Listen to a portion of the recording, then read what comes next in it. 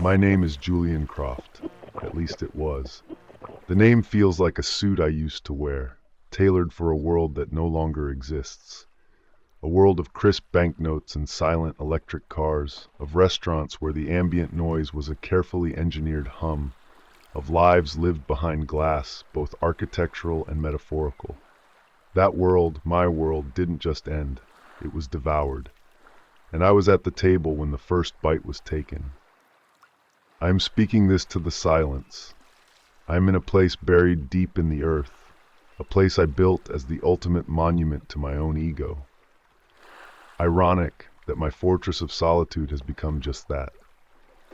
The only sounds are the whisper of the air scrubbers, the faint electronic chime of the systems that monitor my health, and the relentless, blood-beat drumming in my own ears.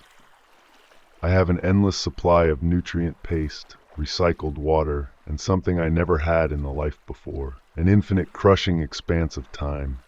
Time to remember, time to dissect every single second of the fall.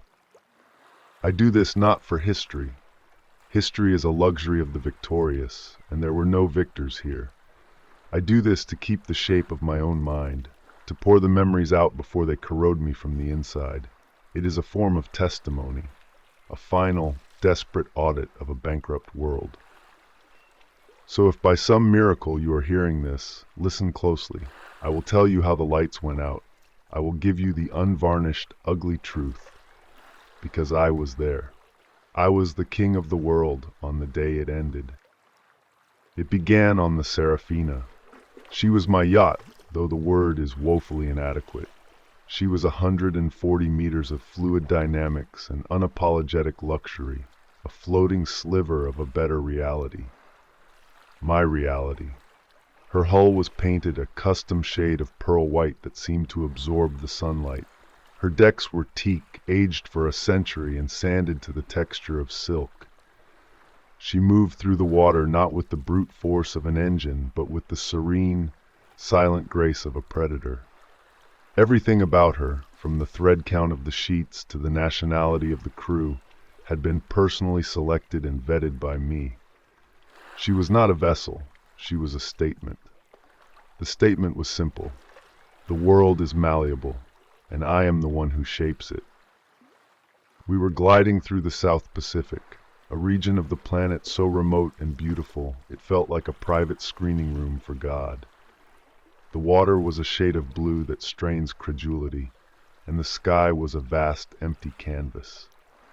Our destination was Ethelberg, the island I had purchased and named, my own private kingdom carved from volcanic rock and limitless wealth.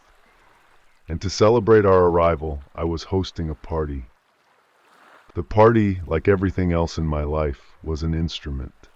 Its purpose was not celebration, but confirmation. I had long since graduated from the simple pleasures of human company. My guests were not friends, they were assets, each one a testament to my influence. From my armchair on the observation deck, I watched them mingle. I had a perfect vantage point, close enough to observe, but elevated enough to remain apart. I saw Kalen, the tech wonderkind who'd sold his first company at 24 for a sum that could have altered the destiny of a developing nation. He was now trying to explain his new venture, something about blockchain-based neural interfaces, to a senator from a powerful American state. The senator was nodding sagely, his eyes glazed over, but he was listening. He was listening because I had personally funded his last 3 campaigns. Kalen was talking because I was the primary investor in his new folly. I owned the conversation. I saw Chloe Vance, the actress, a magnificent creature, a masterwork of genetics and surgical enhancement. A year ago, her career was over, a casualty of bad press and a worse addiction. I had her cleaned up, silenced the press through a media conglomerate my fund controls, and placed her in a critically acclaimed film that was now generating Oscar buzz. Her laughter, a throaty, sensual sound that echoed across the deck, was a sound I had paid for. It was a beautiful sound. I saw them all, a glittering constellation of power and beauty, and I felt the familiar cold tendrils of an old companion, boredom. It was the profound existential ennui of a god who has grown tired of his own creation. The thrill had always been in the acquisition, in the complex, merciless game of turning will into reality. The actual having of things was a quiet, empty affair. There were no more challenges, only maintenance. No more frontiers, only new territories to annex. My mind, seeking a problem it couldn't solve, a variable it couldn't control, settled on my son. Leo, my only child, a boy of 17, barricaded in a Swiss boarding school that cost more per year than a small hospital. Our relationship was a cold war, fought through terse emails and the passive-aggressive medium of his trust fund manager. The last time we had spoken face-to-face, 6 months ago in a Dubai penthouse, he had screamed at me, his voice cracking with the fury of a boy who felt invisible. "You don't have a son," he had yelled, his face a blotchy red mask. "You have a legacy project, a continuation of the brand." The accusation had the sharp, clean sting of truth. I had wanted a son, I think, but somewhere along the way, the man had been subsumed by the magnate. The father had been replaced by the CEO, and Leo had become my most troubling, underperforming asset. My response had been tactical, not paternal. I had increased his allowance. I had bought him a vintage supercar he was not yet old enough to legally drive. I had tried to solve the equation of his unhappiness with money. It was the only language I was still fluent in. I was pulled from this unpleasant reverie by a shape coalescing on the horizon. A deep, verdant smudge against the twilight. Ethelberg, my sanctuary, my fortress. It was not just an island, it was a closed system, powered by its own geothermal core, supplied with fresh water by atmospheric generators in a state-of-the-art desalination plant, guarded by a security team comprised of ex-special forces operators from a dozen different countries, and deep within its heart, buried beneath 60 meters of solid rock, was my final masterpiece, the bunker. My friends, a term I use loosely, called it Julian's folly. They saw it as the ultimate act of hubris, a multi-billion-dollar panic room. I saw it as the final, logical step in a life dedicated to eliminating variables. It was a hermetically sealed, self-sustaining world within a world, capable of withstanding any imaginable cataclysm. It was stocked with the finest art, a library of humanity's greatest thoughts, and enough nutrient paste and purified water to sustain 2 people for a century. I hadn't just bought an island. I had purchased the continuation of my own existence. I had acquired tomorrow. The first indication that tomorrow might not arrive as scheduled was a faint, almost subliminal vibration in my inner ear. It was my earpiece, a device so small and cleverly designed it was indistinguishable from a piece of avant-garde jewelry. It was Corbin, my chief of security. Corbin was less a man and more a function. He existed to identify and neutralize problems before they could impinge upon my reality. His calmness was his greatest asset, a human firewall. "Sir," his voice was a low, unobtrusive murmur. "We have a minor issue requiring your attention. A staff matter."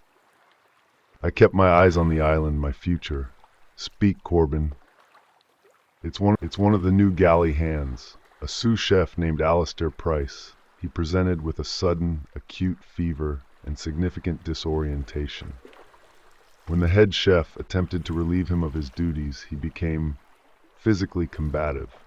We've had to isolate him in the medical bay. Dr. Eris is with him now.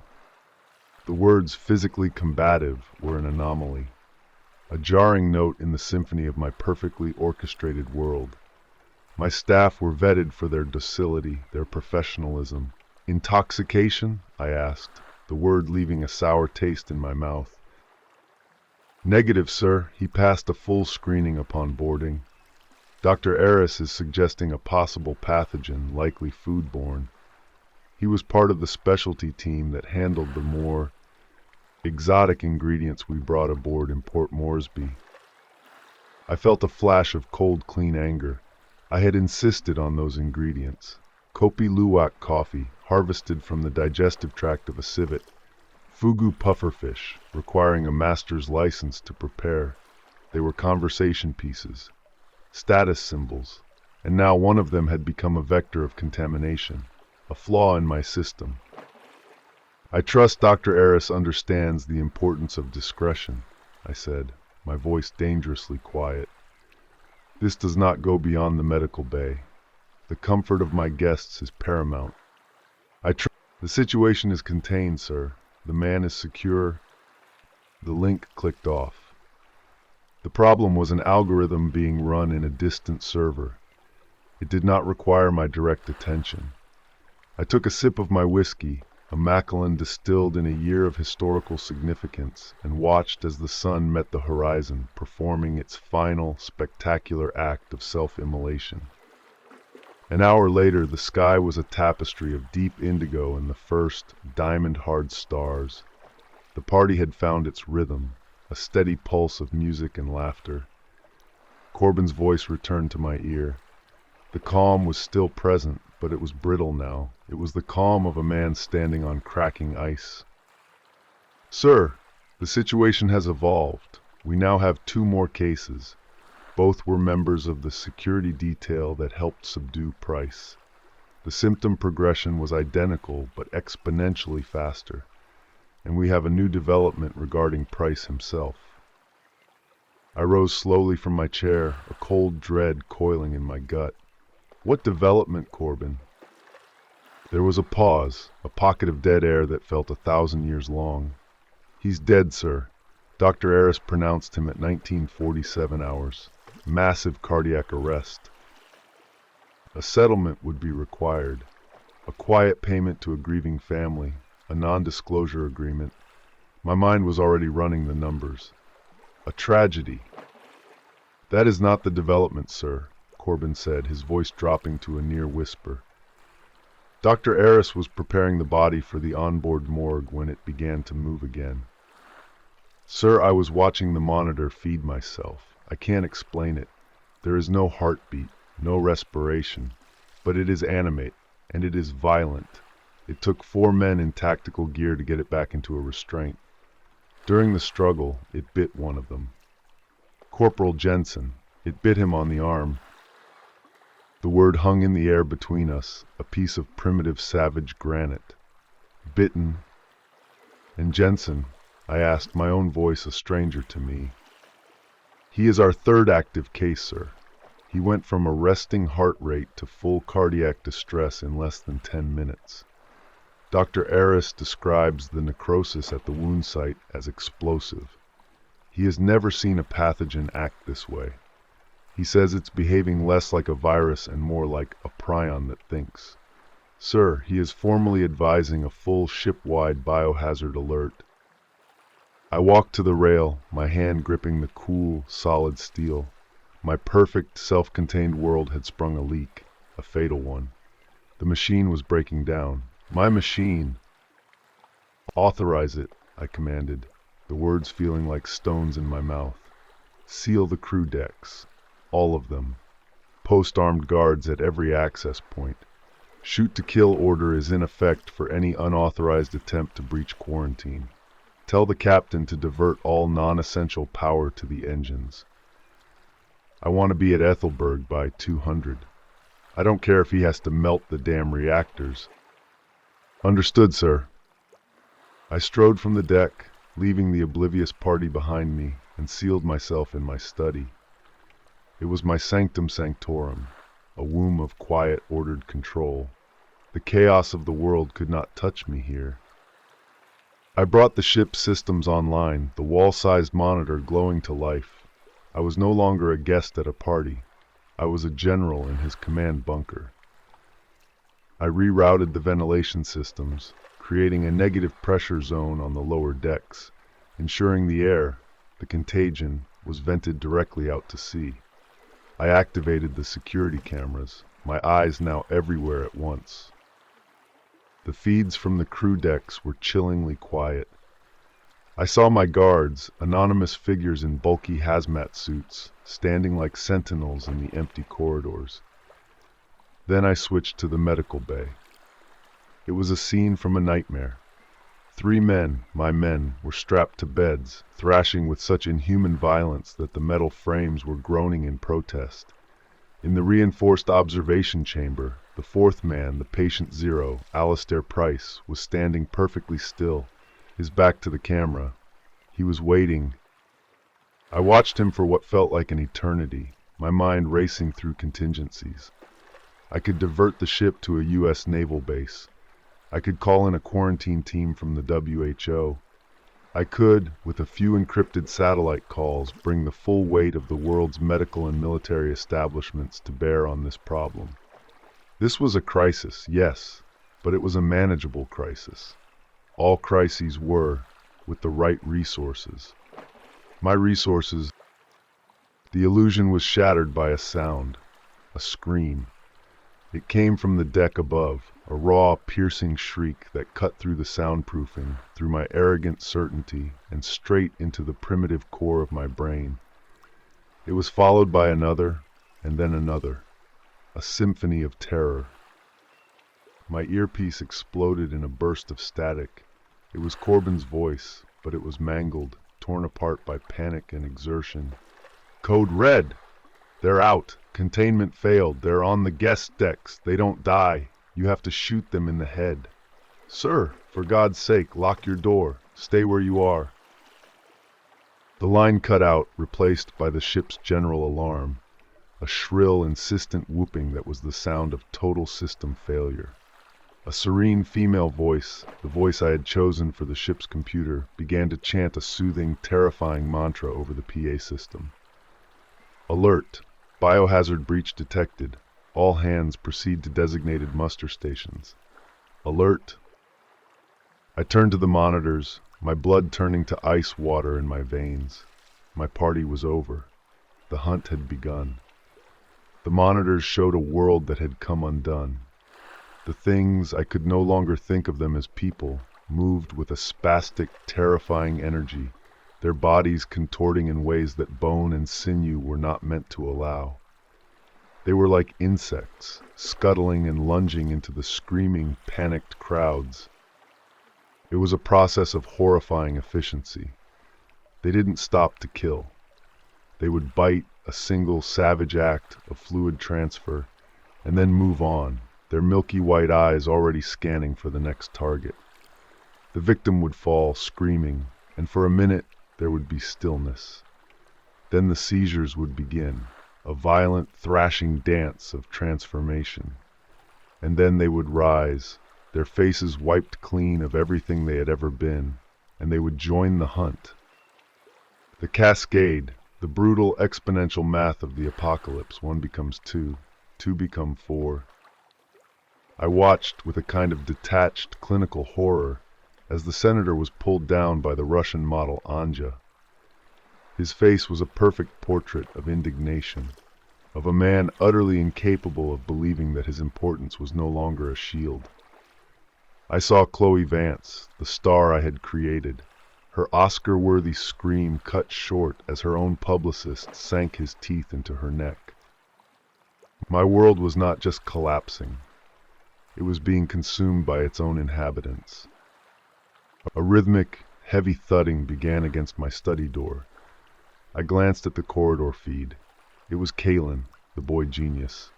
His face, once alight with an almost manic intelligence, was now a slack-jawed mask of animal hunger. One of his arms was bent at a sickening, impossible angle.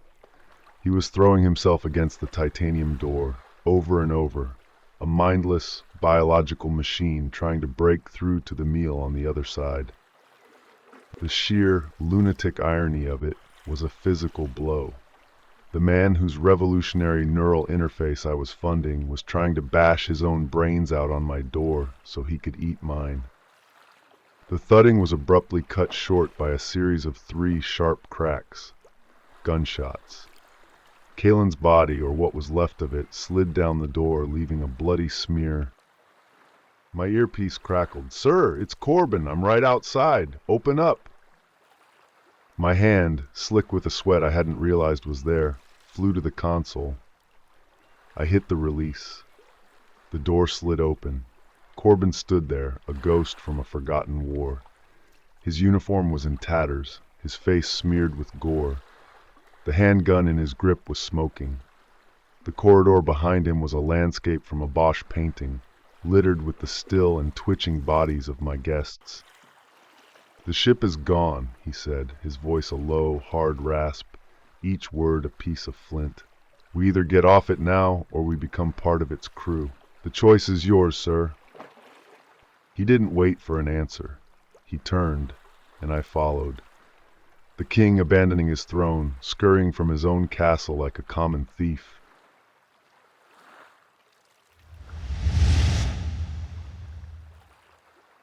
The journey from my study to the aft deck was a passage through the intestines of a dying beast. The Seraphina, my beautiful, sterile machine, was consuming itself. The elegant, art-lined corridors were now slick with a crimson glaze. The air, once scented with perfume and potential, was thick with the primal, coppery stench of a slaughterhouse. And the sounds were the worst. The wet, tearing noise of consumption was a constant, punctuated by the high, thin screams of those who were still, briefly, human. But beneath it all was a new sound, a collective, guttural moan that seemed to vibrate up through the soles of my expensive, handmade shoes. It was the sound of the hive, the background hum of the new world order. I moved behind Corbin, making myself small, a pathetic, cowering shadow clinging to the only piece of the old world that still functioned. He was a machine of brutal efficiency. He didn't speak. He simply moved, his handgun rising with an unnatural calm, spitting fire in short, controlled bursts. He was not aiming for the chest or the body. He was aiming for the head.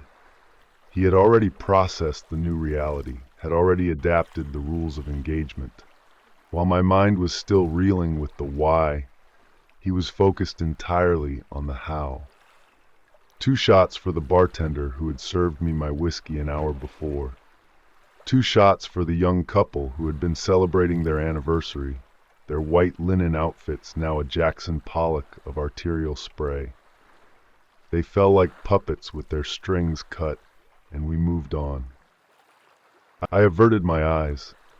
I, who had made a career of staring unflinchingly at the ruin of my competitors, could not bear to look at the faces of my staff as Corbin extinguished what was left of them.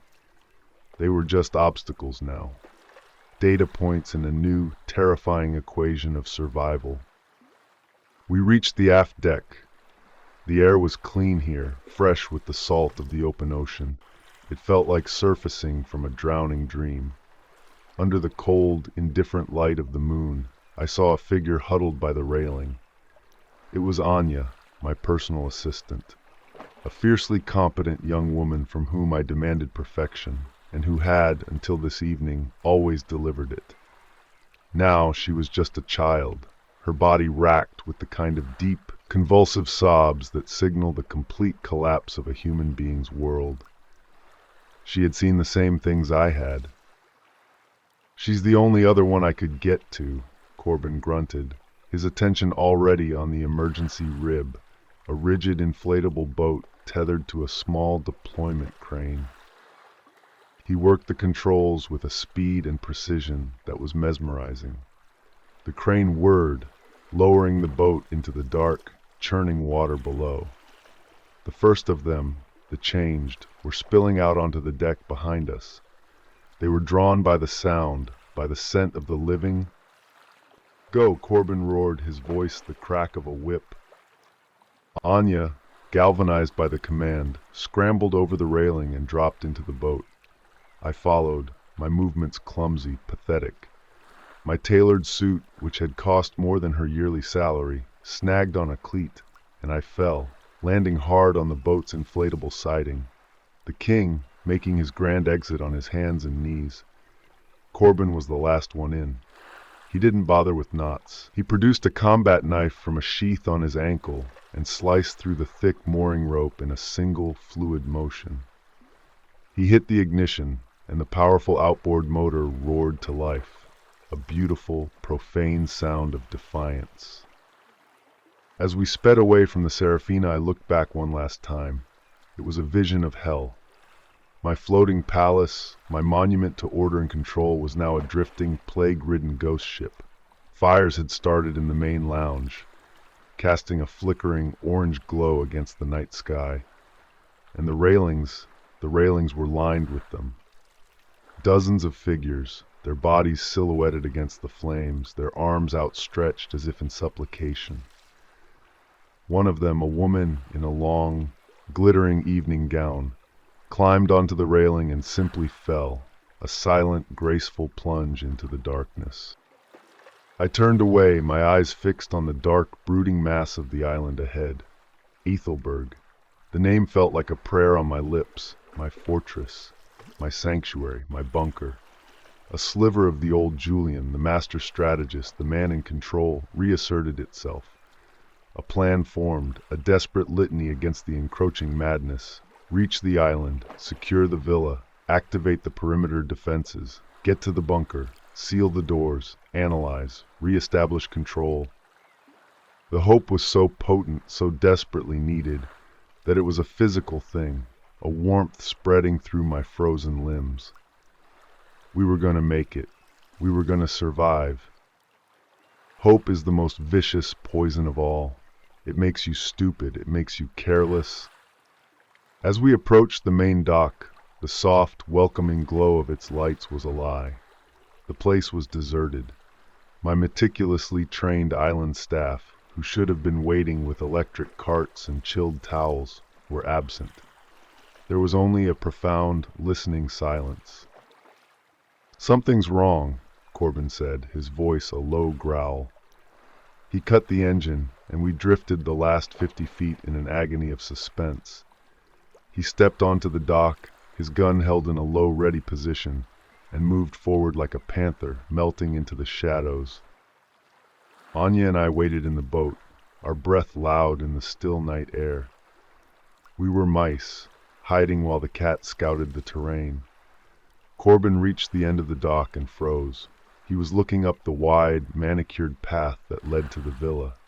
He raised a hand in a silent, urgent signal for us to stay put. I peered into the gloom, my eyes straining. I saw him then, a lone figure, standing in the middle of the path. He was wearing the groundskeeper's uniform. I thought it was Miguel, a man who had worked for me for 5 years, a man with a wife and 3 children back in his home village, a village I had personally helped to fund. My voice was a foolish, hopeful croak. The figure did not respond. It simply stood, its back to us. Then I saw the twitch, a spastic, violent shudder that ran up its spine. It began to turn, its movements slow, disjointed, like a machine with stripped gears. The dock lights illuminated its face. The skin was the color of old parchment. The eyes were hollowed-out pits of shadow. It opened its mouth, and the low, guttural moan I had come to know so intimately, the sound of the hive, drifted down to us on the sea breeze. The sickness wasn't on the boat. It hadn't come with us. It had been waiting for us. My beautiful, perfect island, my fortress, was already a part of the dying world. The hope that had burned so brightly moments before was extinguished, plunged into an ocean of despair. From the shadows of the hibiscus and bougainvillea that I had paid a fortune to import and cultivate, more figures emerged, one by one. The pool attendant, the chief housekeeper, the French yoga instructor I had hired for Chloe Vance. My entire ecosystem of service and deference, now transformed into a welcoming party from hell. They all turned their empty, hungry eyes toward us. "Go!" Corbin's voice was a raw, desperate roar. He was already running back, firing as he came. "Cast off! Start the engine!" Anya was clawing at the knot on the mooring line, her fingers stiff and useless with terror. I yanked on the starter cord of the engine, my movements frantic, clumsy. It sputtered, coughed, but did not catch. The horde was moving now, their initial shambling gait accelerating into a lurching, terrifying run. They were so much faster than they should have been. Corbin was only feet away, a desperate final sprint. But a figure shot out from the side. It was the yoga instructor, her lithe, athletic body now a weapon of feral, unnatural speed. She tackled him, her momentum carrying them both to the wooden planks of the dock in a sickening collision. Corbin's handgun flew from his grasp, arcing through the air before splashing into the dark water. It was gone. The last symbol of order was gone. Corbin! The name was ripped from my throat. I saw him struggling, fighting with the strength of a man who refused to die. But the woman was on top of him, and she was not alone. The others swarmed him, a pile of writhing, feeding bodies. I saw a flash of his face, his eyes wide with a final, terrible understanding. And then he was gone, buried beneath the frenzy. The engine caught. It roared to life with a sound that was both a reprieve and a death sentence. I didn't make a conscious choice. My body acted, a reflex born of pure, animal terror. I slammed the throttle forward. The rib leaped from the dock, leaving the sounds of the feeding, leaving the man who had been my shield, my protector, to be consumed by the monsters I had created. I did not look back. I couldn't. We were in the open water again, moving fast, but there was nowhere to go. The island was a tomb. The world, for all I knew, was a tomb. I was adrift in a sea of chaos, with a catatonic young woman and the ghost of a good man's final scream. But then an image surfaced in my mind, a blueprint, a memory, the bunker. There was another way in, a service cove hidden on the remote western shore. A small private beach used for staff and supply deliveries. From there, a narrow, steep path led to the rear of the villa, to the service entrance. It was a fool's hope, a path through the heart of the nightmare, but it was the only path left. I steered the boat into the darkness, hugging the jagged, volcanic coastline of my island, my kingdom. Now, it was just a hunting ground, and I was the prey. The long voyage to the service cove was a masterclass in paranoia. Every breaking wave was a creature lunging from the deep. Every shadow on the cliff face was a lurking monster. Anya had curled into a ball at the bow, her whimpers the only sound besides the engine and the frantic thudding of my own heart.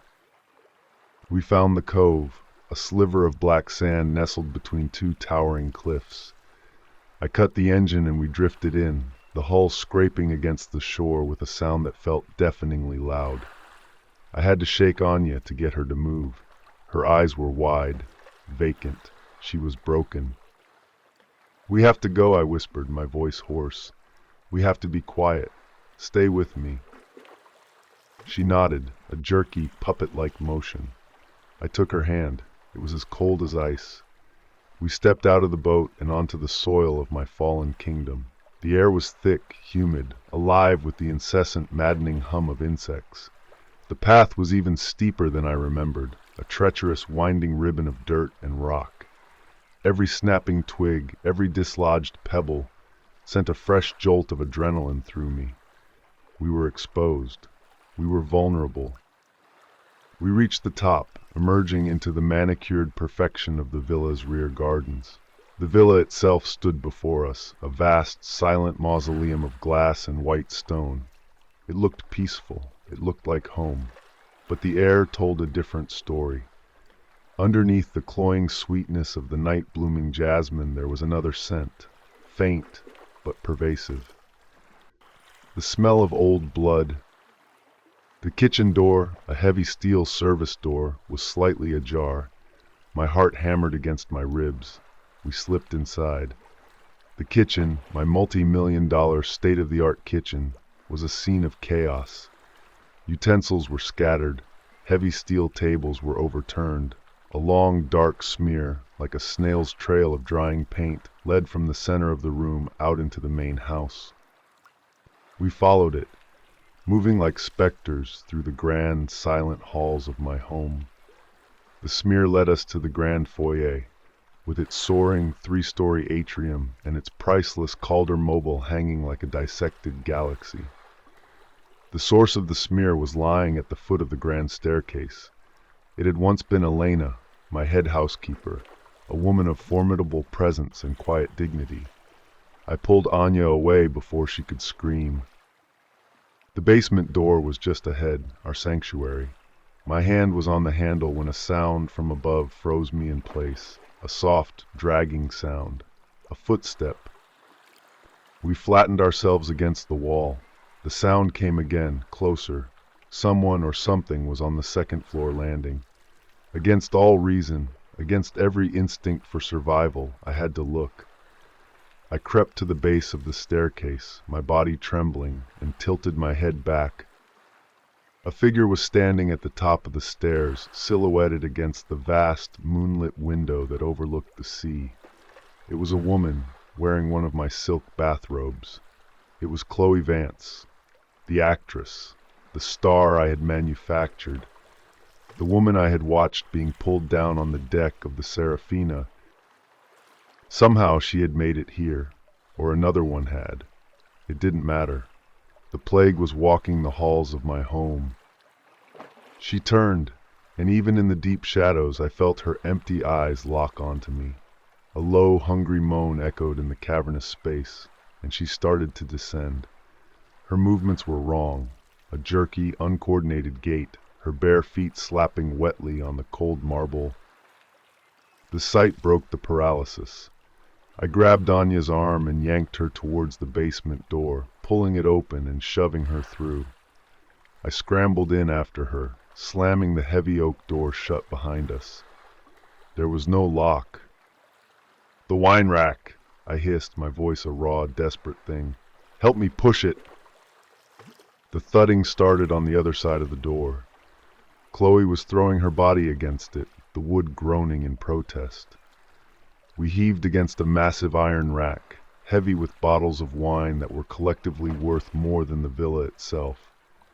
It moved with the speed of a glacier, scraping across the stone floor in an agony of resistance.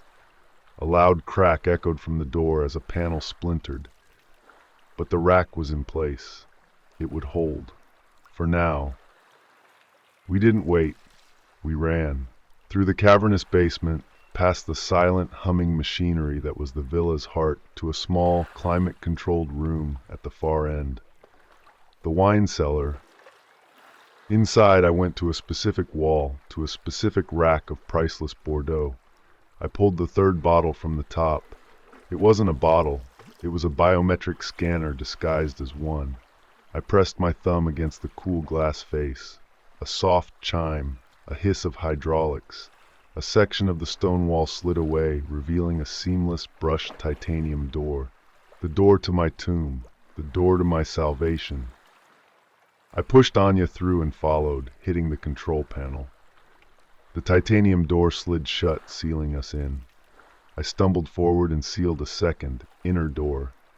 A series of locks engaged with a succession of solid, reassuringly final thuds. And then there was silence. The lights came on automatically, a soft, warm glow revealing not a concrete bunker, but a subterranean luxury apartment. Cream-colored sofas, a kitchen stocked with the finest utensils, a bedroom with a bed that was a cloud of Egyptian cotton, and a wall of dark monitors, waiting for my command. Anya collapsed onto a sofa, the last of her strength leaving her. The dam of her shock finally broke, and she began to weep. A deep, ragged, hopeless sound that was the only sound in my new world. I stood in the center of the room, my body shaking with the aftershocks of adrenaline. I had made it. I was inside. I was safe. I was in control. I walked to the main console and brought the external systems online. The wall of monitors flickered to life, a mosaic of death. Dozens of camera feeds showed me my island in its final agony.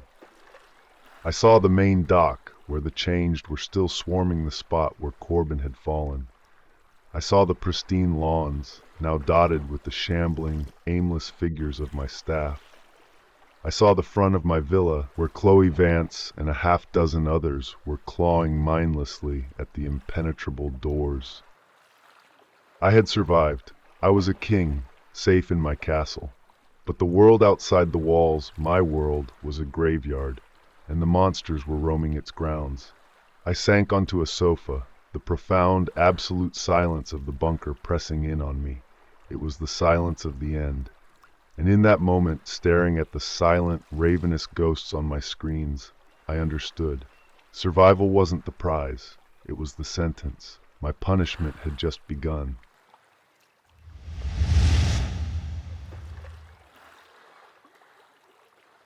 The sound of Anya's scream did not simply end. It became a permanent resident of the silence that followed. It was the first official citizen of my new kingdom of one. In the immediate aftermath, my mind, a finely tuned instrument of crisis management and denial, refused to process the totality of the situation. It clung to the wreckage of my old life, attempting to rebuild a facsimile of order from the ashes. For the first few weeks, or what I calculated to be weeks, using the bunker's atomic clock as my only guide, I imposed a rigid, almost fanatical discipline upon myself.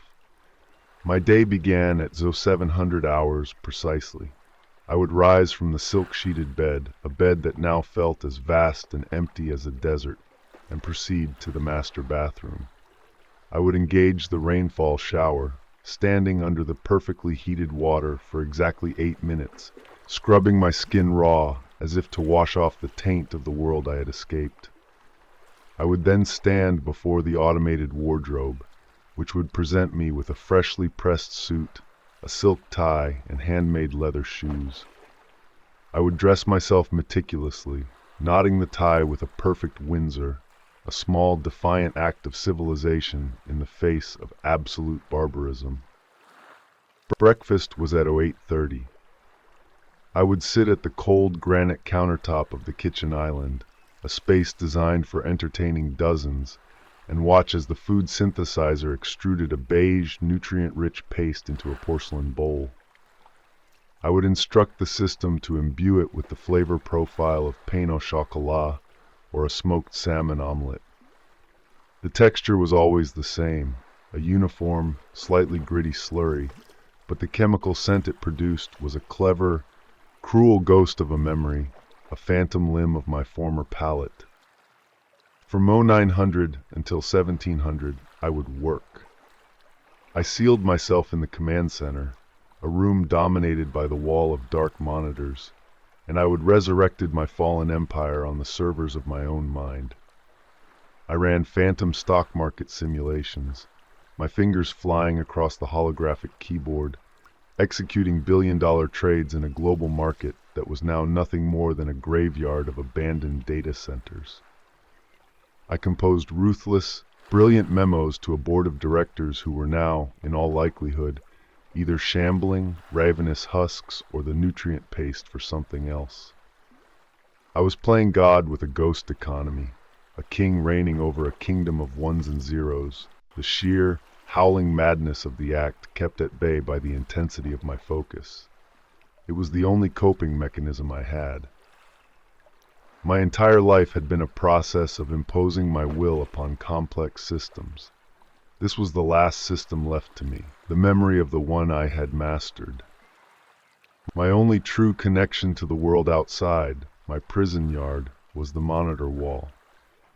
In those early months, I became a reluctant, horrified scholar of the apocalypse. I studied the changed. I gave them designations, not out of sentiment, but out of a need to categorize, to order the chaos.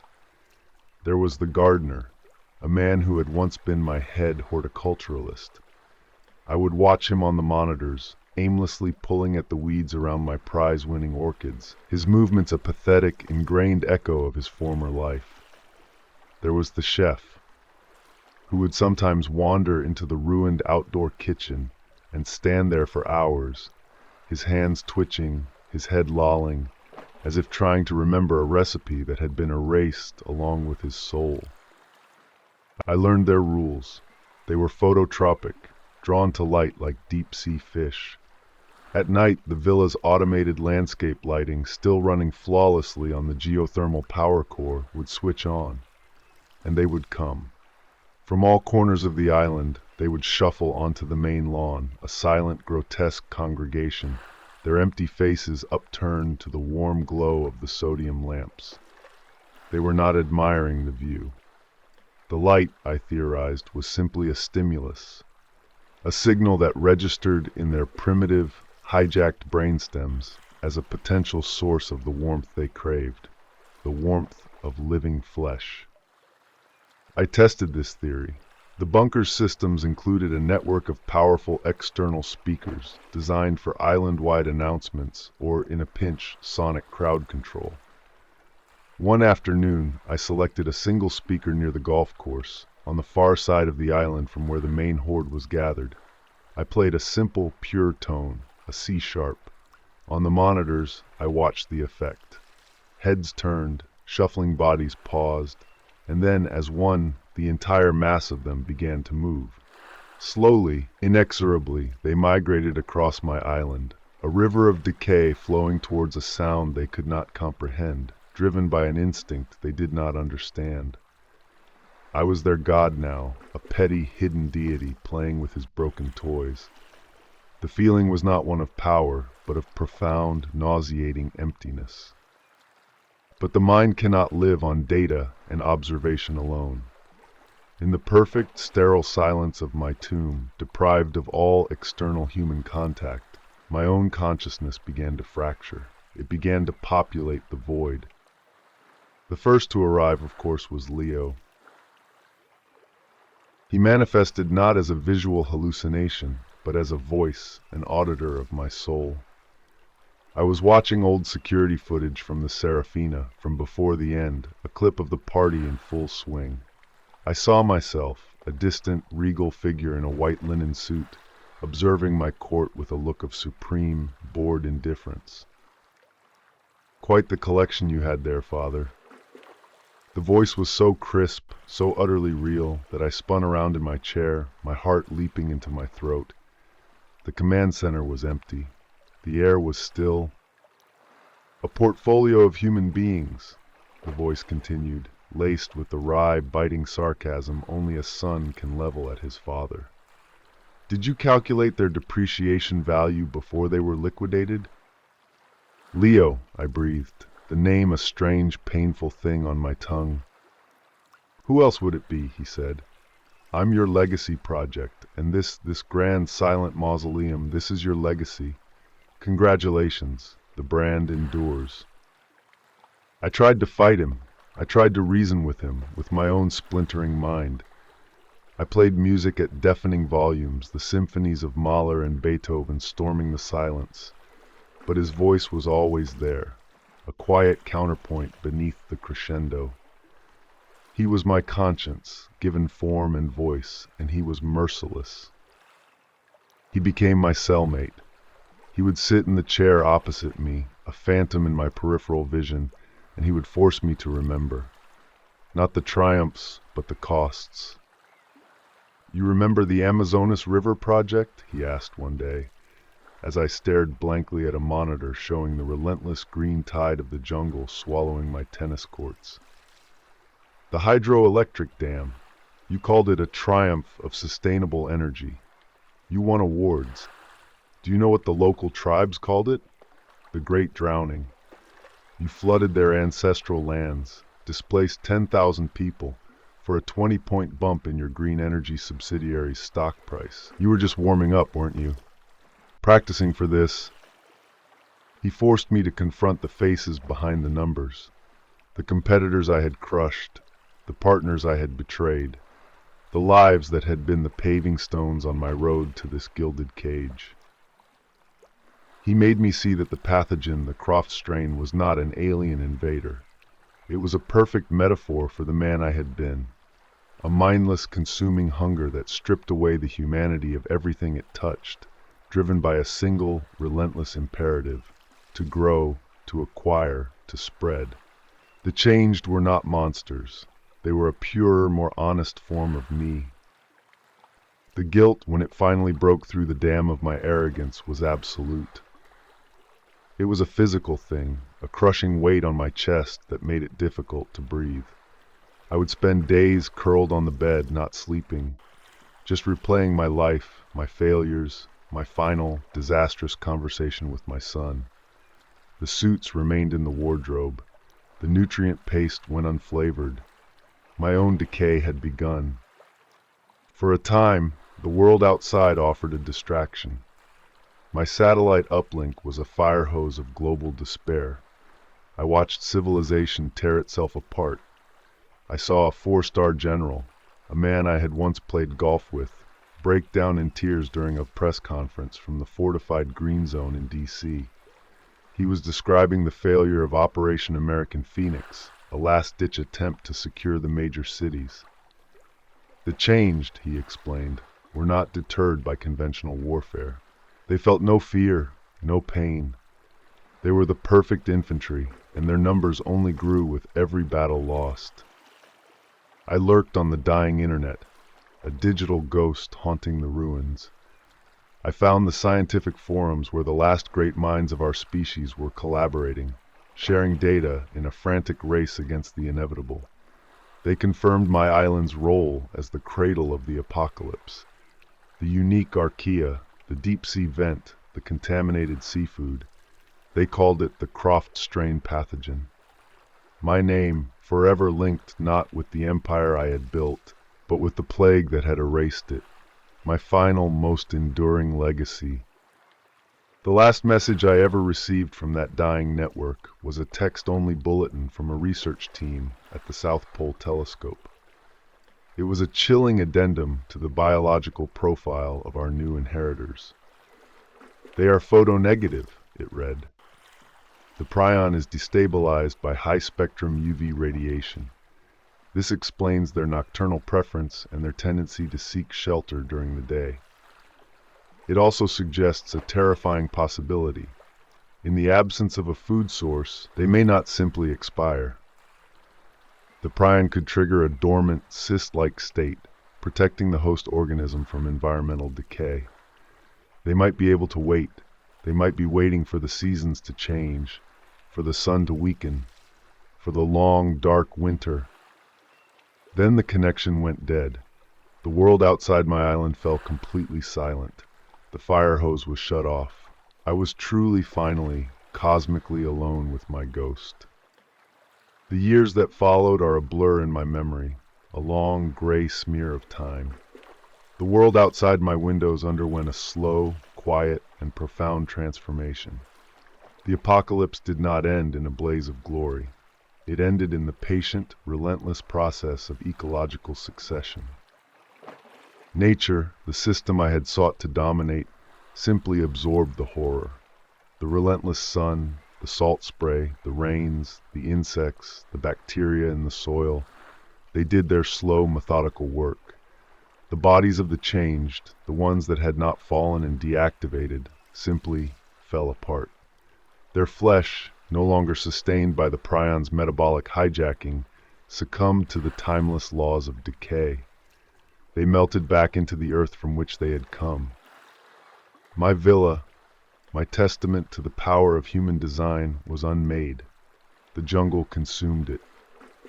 A great banyan tree, its aerial roots like the fingers of a green god, grew through the floor of the grand ballroom, its canopy shattering the glass atrium. The swimming pool became a brackish pond, home to a thriving population of frogs. My golf course became a savanna, where the wild boars I had imported for sport now roamed free. My island was erasing me, scrubbing away the stain of my presence with the slow, implacable force of life itself. I watched it all, a silent, bearded madman in his cave. And as I watched, the nature of my haunting changed. Leo's voice, no longer sharp with accusation, became quiet, questioning. "Look," he would whisper, as I watched a sea eagle teach its young to fly from the crumbling ruin of my roof.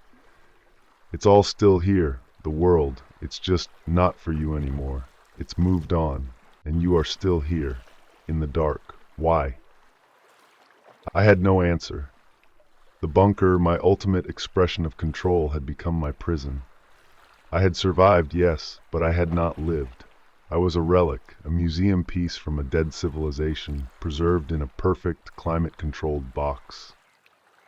The realization came to me not as a sudden epiphany, but as a slow, quiet dawn.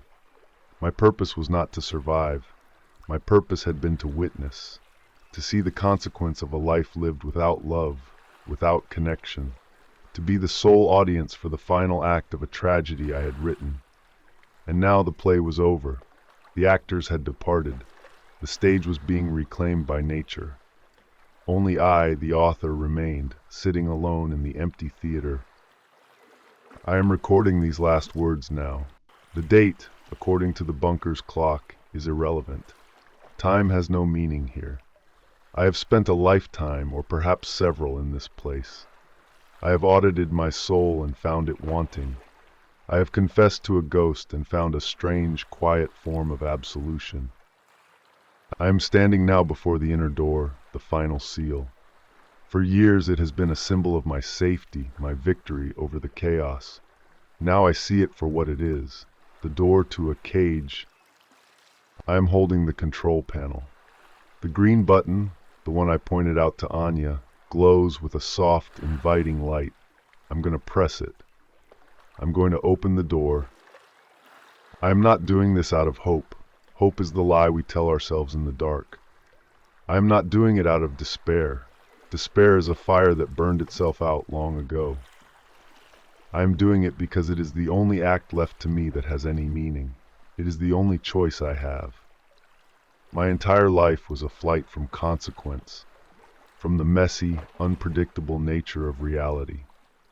My final act will be to walk out and embrace it. I do not know what awaits me.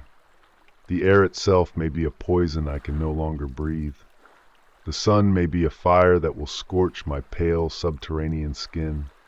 And perhaps somewhere in the deep, quiet places of the jungle, beneath the roots and the mud, something is still waiting.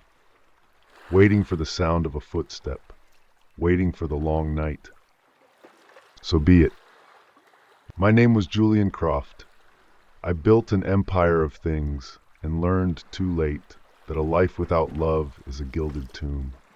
If there is anyone left to hear this, if this message in a bottle ever finds a shore, know that we were here, that we mattered, that we were more than the hunger that consumed us. Remember us. Remember me, not as the king I was, but as the man I might have been. Now, I'm going to go outside. I'm going to feel the sun on my face, and I'm going to see what my world has become.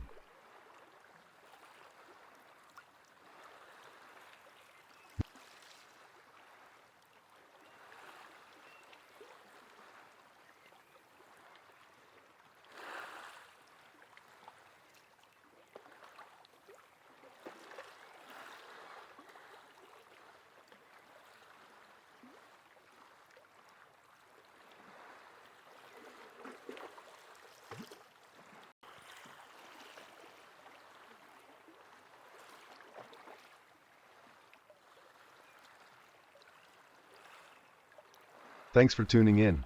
If this narrative pulled you into its depths, consider giving the video a like. Your support is how these stories get told. And if you're ready for more chilling, plausible adventures, make sure you subscribe and join our growing community of explorers. What will we uncover next?